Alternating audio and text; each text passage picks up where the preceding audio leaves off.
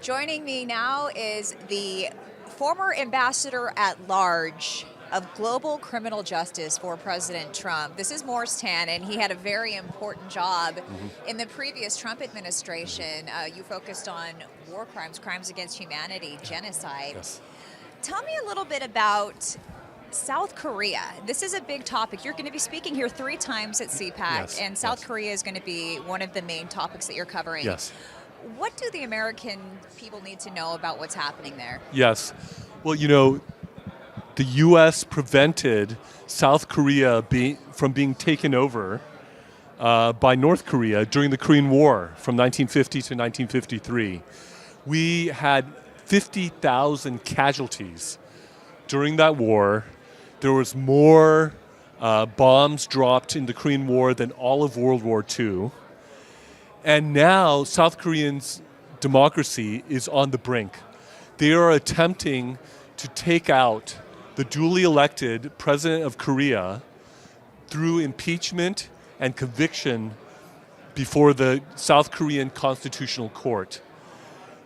There needs to be 6 out of 8 votes on the Constitutional Court to remove President Yoon, who is conservative, who is aligned with the U.S., who is standing up against North Korea and the Chinese Communist Party, who is also aligning himself with Japan together with the U.S. to counter North Korean and Chinese malign influence.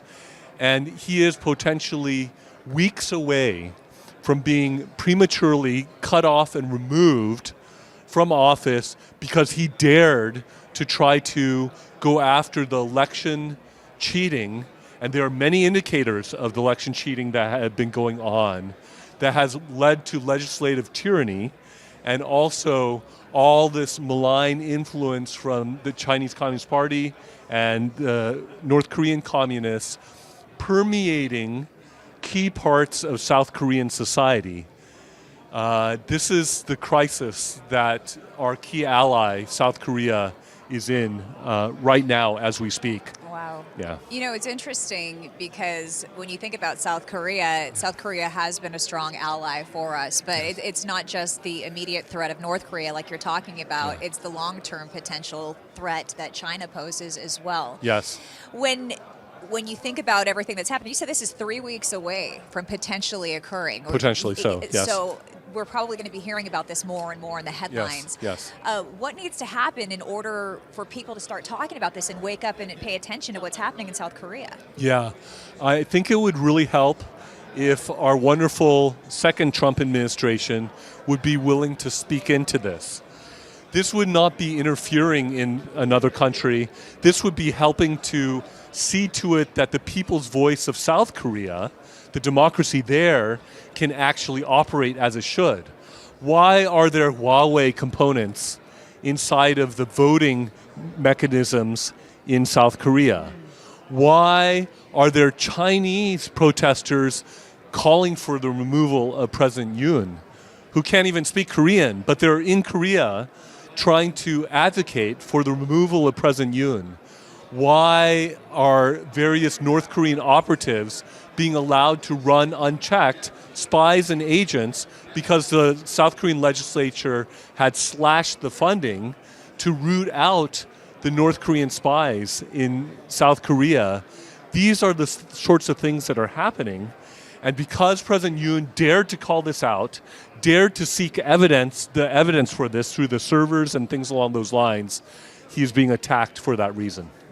Yeah. You know, if you ask most Americans who our greatest foreign adversary is, they say China. Yeah.